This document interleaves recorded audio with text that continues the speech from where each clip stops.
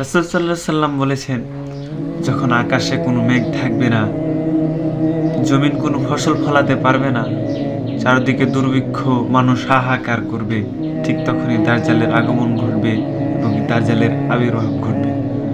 রাসূল সাল্লাল্লাহু আলাইহি সাল্লাম বলেছেন, দাজ্জাল আসার পর পৃথিবীতে দাজ্জাল 40 দিন থাকবে।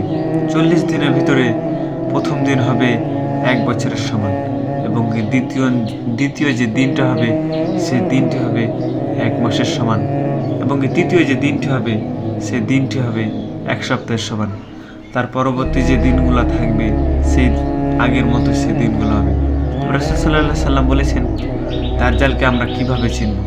রাসূল সাল্লাল্লাহু আলাইহি সাল্লাম বলেছেন, দাজ্জাল থাকবে যুবক, তার দেহের গঠন থাকবে আকৃষ্ট পুষ্ট, মানে মোটা তাজা, এবং রাসূল সাল্লাল্লাহু আলাইহি সাল্লাম বলেছেন, তার কপালের যে পৃষ্ঠটি থাকবে সেটা থাকবে চওড়া এবং অনেক লম্বা চওড়া থাকবে, তবে তার কপালের ভিতরে লেখা থাকবে কাফার, এর অর্থ হলো কাফের বা কাফের লেখা থাকবে।